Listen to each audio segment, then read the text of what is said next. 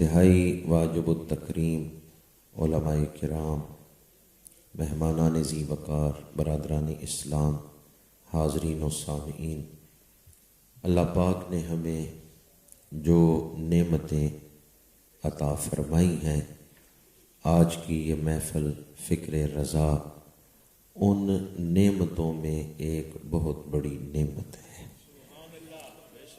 قرآن پاک کی تلاوت ہوئی، پھر میرے آقا کریم صلی اللہ علیہ وآلہ وسلم کی نعتیں پڑھی گئیں، بیانات ہوئے۔ ایسے پاکیزہ ماحول میں بیٹھنا یہ اللہ کی بہت بڑی نعمت ہے۔ سبحان اللہ، سبحان اللہ۔ قرآن نعمت ہے تو قرآن سننا بھی نعمت ہے۔ ہمارے آقا کریم رحمت للعالمین ہیں تو آپ کا ذکر بھی رحمت ہے۔ حضرت قاضی ایاز مالکی رحمۃ اللہ تعالی علیہ نے ایک کتاب لکھی ہے الشفاء بتعریف حقوق المصطفیٰ، حضور کی شان، حضور کے حقوق بیان کیے ہیں، اور کتاب کا نام جو رکھا ہے اسے ہم مختصر پڑھتے ہیں شفا شریف۔ کیا نام انہوں نے رکھا ہے کہ حضور کا ذکر ہو اور شفا نہ ہو۔ حضرت قاضی ایاز مالکی نے کتاب کا نام کیا رکھا؟ شفا شریف، اور اس میں حضور کی شان بیان کی، ذکر کیا، امت پر حضور کے حقوق بیان کیے۔ تو نام جو انہوں نے منتخب کیا اس میں بہت بڑا پیغام ہے، حضور کا ذکر شفائیں بانٹتا ہے۔ کیا حضرت شیخ شرف الدین بصیری جو فالج کے مریض تھے، 15 سال فالج میں گزرے، جب انہوں نے قصیدہ بردہ شریف لکھا ہے تو شفا نہیں مل گئی؟ سبحان اللہ، بے شک بے شک۔ تو آج آپ بھی اس یقین کے ساتھ کہ اس محفل میں ذکر رسول ہو رہا ہے،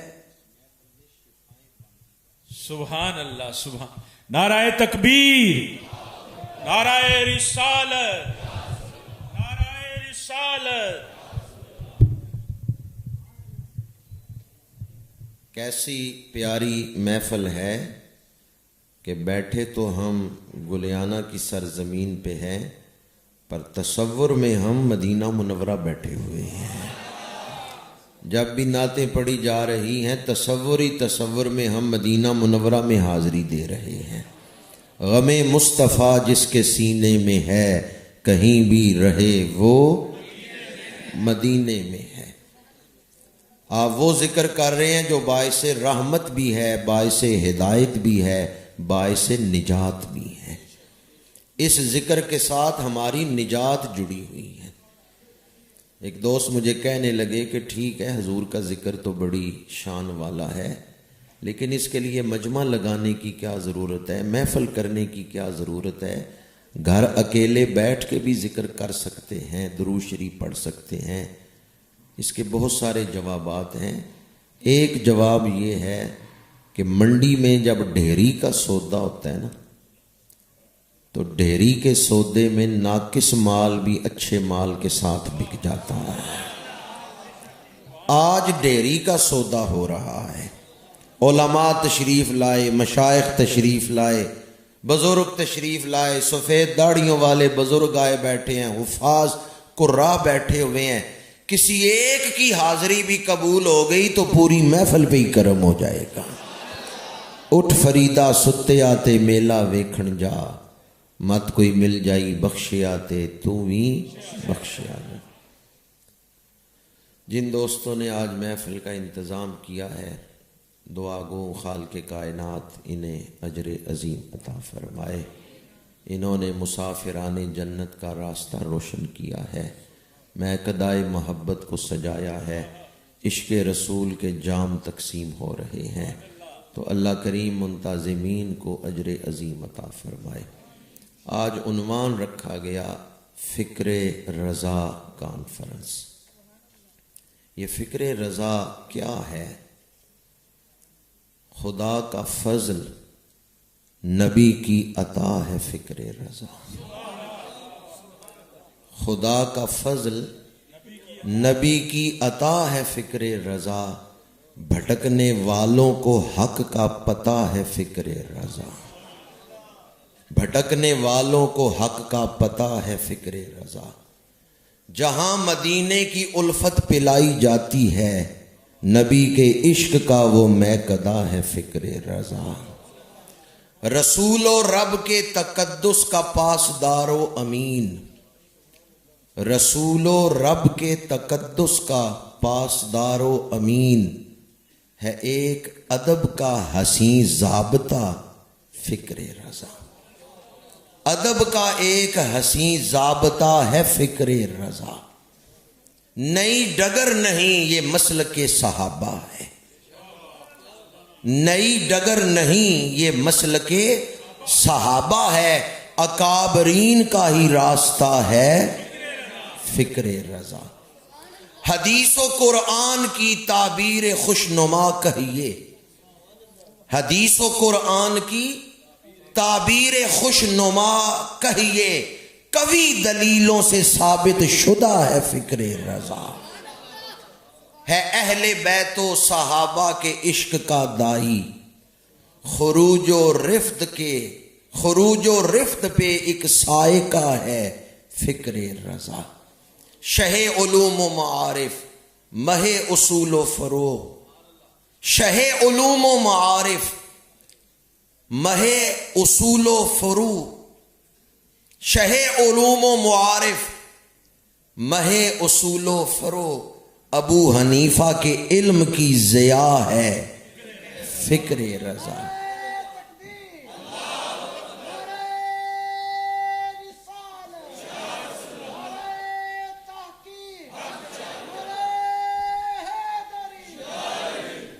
نچوڑ سارے تفقع کا ہے اس میں موجود، فقہ ہے نا، فقہ حنفی ہے، مالکی ہے، شافعی ہے، حنبلی ہے، نچوڑ سارے تفقع کا اس میں ہے موجود، دل آئمہ مجتہدین کی دعا ہے فکر رضا۔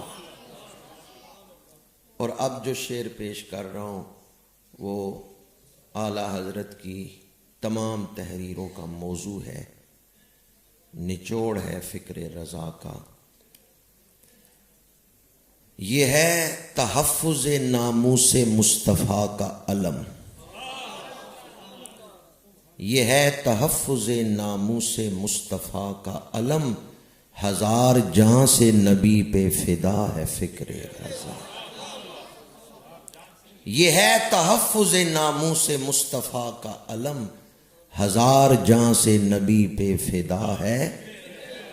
یہ کس کا شعر ہے؟ کروں تیرے نام پہ جاں فدا، نہ بس ایک جاں دو جہاں فدا، دو جہاں سے بھی نہیں جی بھرا، کروں کیا کروڑوں جہاں نہیں۔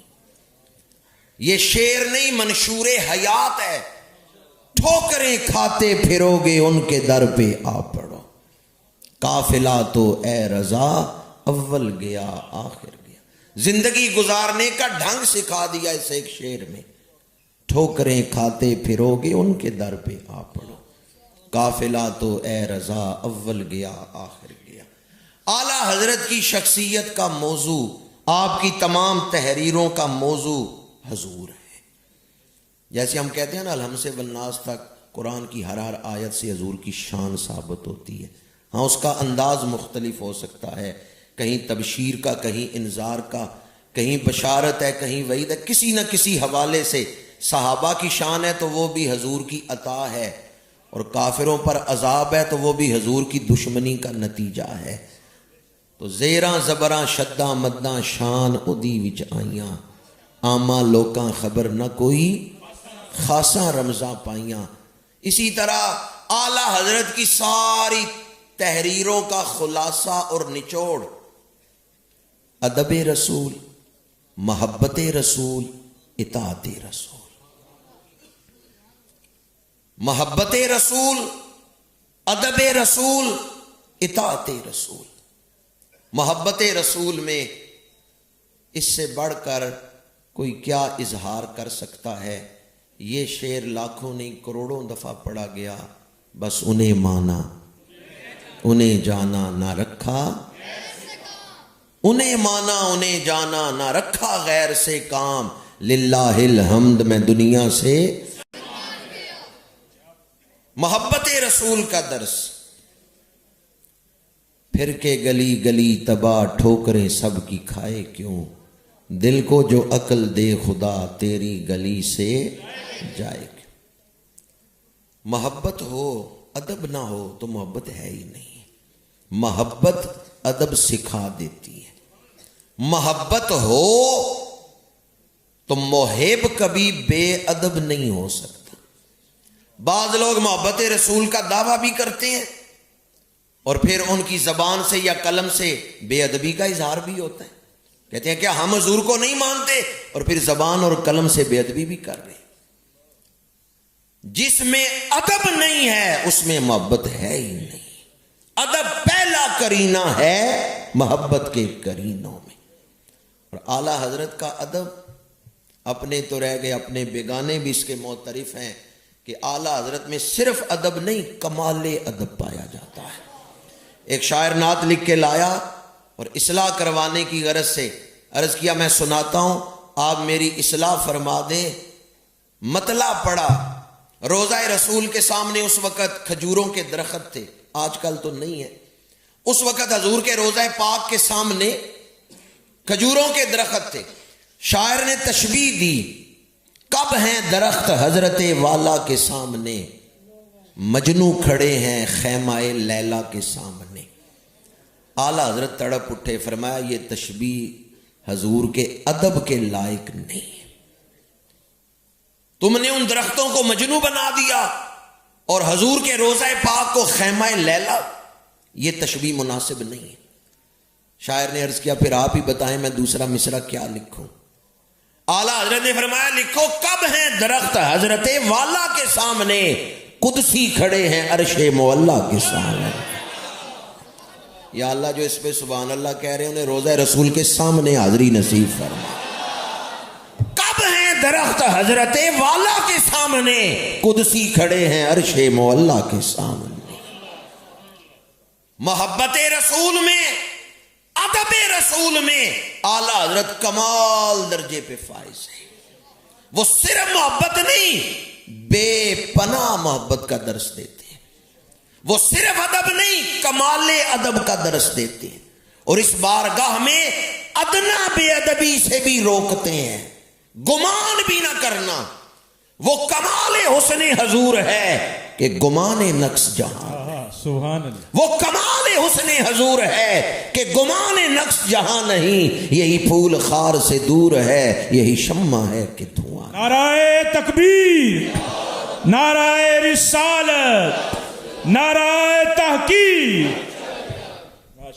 اعلیٰ حضرت شاہ احمد رضا خان بریلوی یوں تو آپ کو مفسرین کے صف میں دیکھیں تو بلند پایا مفسر نظر آتے ہیں. کنز الایمان یہ بھی فکر رضا کا ہی اظہار ہے. ہر آیت کا ترجمہ ادب کے ساتھ کیا گیا ہے. علم, اصول تفسیر, اصول حدیث, اصول دین وہ تو موجود ہیں ہی, ادب بھی کمال درجے کا ہے. اعلیٰ حضرت کی تحریروں میں جو بات سب سے نمایاں اور منفرد ہے وہ ادب کا انداز ہے. وقت نہیں کہ میں آیات کی تشریح آپ کے سامنے دلائل دیتا کس آیت کا کیا ترجمہ اعلیٰ حضرت نے کیا ہے, کیونکہ 11 دا وقت تے گزر گیا ہے, ہوں تے 12 دا آ گیا. 11 بجے تقریر ہوندی, پھر 11 دی کوئی گل سنانا. اب تو 12 ہو گئے ہیں, اور آپ کی ہمت ہے کہ آپ کے چہروں پہ ابھی تک تابانی ہے. تشریح نہیں کر رہا, صرف اشارہ ہی کر رہا ہوں. کنز الایمان یہ فکر رضا کا اظہار ہی ہے کہ اعلیٰ حضرت نے ادب کے ساتھ قرآن کا پیغام نئی نسل تک پہنچایا ہے. بعض لوگوں نے ترجمانی میں یہ انداز اپنایا کہ بے ادبی میں مبتلا ہو گئے. اعلیٰ حضرت مفسرین میں بلند پایا مفسر ہے, محدثین میں بلند پایا محدث ہے.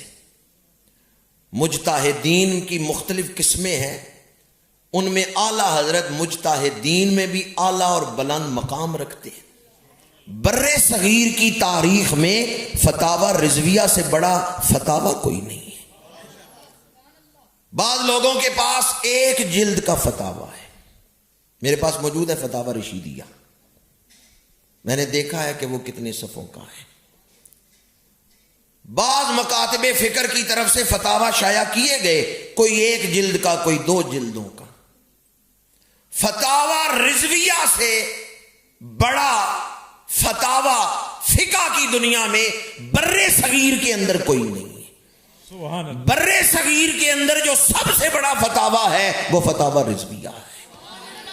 ماضی قریب میں بہت بڑے فقیہ گزرے، علامہ ابن عابدین شامی، فتاوی شامی بڑی شان کا مالک، لیکن کئی مقامات پر علامہ ابن عابدین شامی نے لکھا ہے یہ مسئلہ میرے اوپر واضح نہیں ہوا، میں اس پر فتویٰ نہیں دیتا۔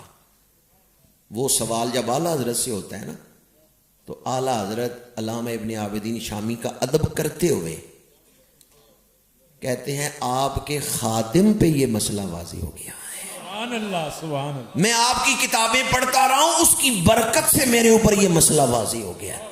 یہ نہیں کہا کہ آپ پہ واضح نہیں ہوا تو میں واضح کرتا ہوں، نہیں، کہتے ہیں آپ کے خادم پہ یہ مسئلہ واضح ہو گیا ہے اور آپ کی کتابیں میں پڑھتا رہا ہوں، اس کی برکت سے میرے اوپر یہ مسئلہ واضح ہو گیا ہے۔ تو اعلیٰ حضرت کی تحقیق اس بلند پائے پہ ہے۔ ماضی قریب میں پاکستان کا ایک وزیر مذہبی امور گزرا ہے، کوثر نیازی۔ کوثر نیازی نے کہا میرے گھر ذاتی لائبریری میں 10,000 کتابیں ہیں جو میں نے خود پڑھ رکھی ہیں، میرے گھر میں موجود ہیں 10,000 کتابیں۔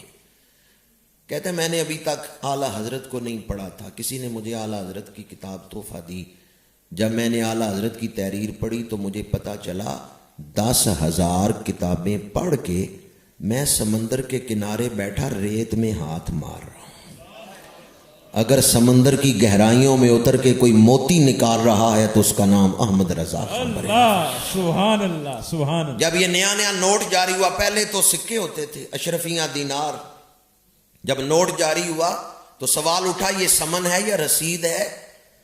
یہ سوال دنیا عرب میں بھی پہنچا کہ نوٹ پر فتویٰ دیں کہ اس کی شرعی حیثیت کیا ہے، اسے سمن سمجھا جائے گا یا اسے رسید سمجھا جائے گا؟ اعلیٰ حضرت نے اس پر کتاب لکھی کفل الفقیہ الفاہم۔ جب یہ کتاب دنیا عرب میں پہنچی، ایک عرب سکالر نے اس کتاب کو دیکھا تو اپنے زانوں پہ ہاتھ مارتے ہوئے کہنے لگے علم سارا تو بریلی شریف میں چلا گیا۔ سبحان اللہ۔ علم کسے کہتے ہیں؟ اگر یہ دیکھنا ہو تو اعلیٰ حضرت کی کتابیں پڑھ کے دیکھیں کہ علم کسے کہتے ہیں۔ اعلیٰ حضرت پہلے فقہا کے فتاوی بیان کرتے ہیں، کالا فلان کالا فلان، آخر میں آ کے کہتے ہیں اقول، میں یہ کہتا ہوں، اور پھر پتہ چلتا ہے کہ تحقیق کسے کہتے ہیں۔ تو اعلیٰ حضرت شاہ احمد رضا خان بریلوی کی جو فکر ہے اس میں وسعت بھی ہے، گہرائی بھی ہے، گہرائی بھی ہے، اور ہر لفظ قرآن اور حدیث کی ترجمانی ہے۔ آپ نے شاعری کی ہے، بعض لوگ یہ سمجھتے ہیں کہ اعلیٰ حضرت کا تعارف شاعری ہے یا اعلیٰ حضرت شاعر ہیں۔ اعلیٰ حضرت نے شاعری کی ہے قرآن اور حدیث کی ترجمانی کے لیے، شاعری برائے شاعری نہیں کی۔ اعلیٰ حضرت نے شاعری کی ہے تو دین بیان کرنے کے لیے کی ہے۔ یہ جو شعر ہے، خلق سے اولیاء، اولیاء سے رسول، اور رسولوں سے اعلیٰ ہمارا نبی، یہ 3 پارے کی پہلی آیت کا ترجمہ ہے۔ ملک کونین میں انبیاء تاجدار، تاجداروں کا آقا، رفع بعدہم درجات۔ اعلیٰ حضرت نے شاعری برائے شاعری نہیں کی، اعلیٰ حضرت نے شاعری بھی کی ہے تو دین بیان کرنے کے لیے کی۔ اعلیٰ حضرت کی کتابیں ایک جگہ اکٹھی رکھ دیں نا، اور تجزیہ نگاروں سے کہیں ذرا تجزیہ کرے، تو تجزیہ نگار کہیں گے کسی ایک بندے کی یہ تحریریں ہے ہی نہیں ہیں، یہ تو کوئی بڑی ٹیم بیٹھی کئی صدیاں تحقیق کرتی رہی پھر یہ کتابیں لکھی۔ عقل چکرا جاتی ہے کہ ایک ہستی نے اتنی گہری کتابیں لکھی۔ ایک ہوتی ہے تالیف، ایک ہوتی ہے تصنیف۔ تصنیف میں تخلیقی رنگ ہوتا ہے، تالیف میں ادھر ادھر سے چیزیں لے کے جوڑ دی جاتی ہیں، لیکن تصنیف میں تخلیقی رنگ ہوتا ہے۔ اعلیٰ حضرت کی جو تصانیف ہیں ان میں تخلیقی رنگ ہے، ان میں تحقیق جو ہے وہ اعلیٰ درجے کی ہے۔ اس لیے عقلیں چکرا جاتی ہیں کہ اگر حکومتی سطح پر علمی بینچ بنایا جاتا جس میں سینکڑوں علماء ہوتے، وہ مل کے تحقیق کرتے، تو شاید اتنی اعلیٰ کتابیں نہ لکھ سکتے۔ اس لیے اعلیٰ حضرت شاہ احمد رضا خان بریلوی حضور کی نظر کی عطا ہے، خدا کا فضل نبی کی عطا ہے فکر رضا، خدا کا فضل نبی کی عطا ہے فکر رضا، بھٹکنے والوں کو حق کا پتہ ہے فکر رضا۔ اعلیٰ حضرت کی ساری فکر کو اگر ایک مصرے میں بیان کروں تو اعلیٰ حضرت کی تمام تعلیمات کا خلاصہ اور نچوڑ یہ ہے کہ میرا تو سب کچھ میرا نبی، میرا تو سب کچھ۔ یقیناً جو رات گئے تک بیٹھے ہیں آپ سب کا بھی یہی عقیدہ ہے، میرا تو سب کچھ میرا نبی ہے۔ یہ مشرب صدیق اکبر ہے۔ غزوہ تبوک کی تیاری کا موقع ہے، گھر کا سارا سامان اٹھا کے لے آئے ہیں، گھر میں سوئی بھی نہیں رہنے دی، اپنا لباس بھی اتار دیا ہے، ٹاٹ کا بوریا لپیٹ لیا ہے، اور جب سارا سامان حضور کی بارگاہ میں پیش کیا میرے آقا کریم نے فرمایا ما اب کئی تلے اہلے کا، ابو بکر گھر والوں کے لیے کیا چھوڑ کے آئے ہو؟ یار غار نے جو جواب دیا اس کا ترجمہ یہ ہے میرا تو سب کچھ میرا نبی ہے۔ ہم بھی نہ حاضری لگوا لیں کہ ہمارا بھی یہی عقیدہ ہے، جو مشرب صدیق اکبر ہے، جو فکر رضا کا خلاصہ ہے، وہی ہمارا عقیدہ ہے، میرا تو سب کچھ۔ پروانے کو چراغ تو بلبل کو پھول، بس صدیق کے لیے ہے خدا کا رسول۔ علامہ اقبال نے لفظ بس کے اندر بڑی رس بھر دی ہے۔ اور کیا چاہیے؟ کہتے ہیں بس۔ اور کچھ مانگو؟ کہتے ہیں بس۔ حضور مل گئے، اور کیا چاہیے؟ مل گئے مصطفیٰ، دنیا میں زندگی میں کبھی نہ کہنا کہ میں قسمت میری اچھی نہیں، دوست چھوڑ گئے، بھائی ناراض ہو گئے، میں اکیلا رہ گیا، یا حالات اچھے نہیں، کبھی یہ نہ کہنا کہ میری قسمت اچھی نہیں ہے، مل گئے مصطفیٰ، اور کیا چاہیے؟ فضل رب العلا، اور کیا چاہیے؟ کتنا اعلیٰ نصیب ہے آپ کا، اللہ نے پہلے اپنے محبوب کو بھیجا ہے، پھر آپ کو حضور کی امت میں پیدا فرمایا۔ پروانے کو چراغ تو بلبل کو پھول، بس صدیق کے لیے ہے خدا کا رسول، میرا تو سب کچھ۔ غزوہ بدر کے بعد ایک موقع پر بیٹے نے کہا ابا جان آپ میری تلوار کی زد میں آئے تھے، میں نے باپ سمجھ کے چھوڑ دیا۔ حضرت صدیق اکبر طرف اٹھے، فرمایا تو میری تلوار کی زد میں ایک دفعہ بھی نہیں آیا، اگر ایک دفعہ بھی آ جاتا میں تیرا سر قلم کر دیتا۔ حیران ہو کے بیٹے نے کہا کیا بیٹے کی محبت دل میں جوش نہ مارتی؟ بیٹا سمجھ کے آپ مجھے چھوڑ نہ دیتے؟ صدیق اکبر نے جواب دیا میرا تو سب کچھ، اولاد سے بڑھ کے حضور سے محبت ہے، صدقے یا رسول، میرا تو سب کچھ میرا نبی ہے۔ غار سور میں سوراخ کے اوپر پیر رکھا ہے، ایڑی رکھی ہے، گود میں حضور کا سر اقدس اطہر و انور ہے، سانپ نے ڈنگ مارا، یار غار نے پیر پیچھے ہٹایا ہے، زہر کا اثر چڑھے گا، موت واقعہ ہو سکتی ہے، پیر پیچھے ہٹا لیں، فرماتے ہیں میرا تو سب کچھ، میرا تو سب کچھ۔ حضرت سیدنا ابو ہریرہ رضی اللہ تعالیٰ عنہ، آپ نے کلمہ پڑھ لیا، ماں نے ابھی نہیں پڑھا، کوئی کمزور جملہ ماں نے بولا، حضور کی بارگاہ میں آ گئے، یا رسول اللہ اجازت دیں تو میں ماں کا سر قلم کر دوں۔ میرے آقا کریم نے اجازت نہیں دی۔ یا رسول اللہ اجازت نہیں دیتے تو میری ماں کی ہدایت کے لیے دعا فرمانے۔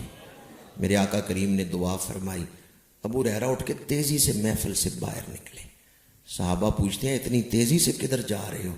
کہتے ہیں میں گھر جا کے دیکھنا چاہتا ہوں پہلے میں گھر پہنچتا ہوں یا حضور کی دعا پہلے پہنچتی ہے۔ سبحان اللہ، سبحان۔ اور پھر کیا آپ کا عقیدہ ہے پہلے کون پہنچا؟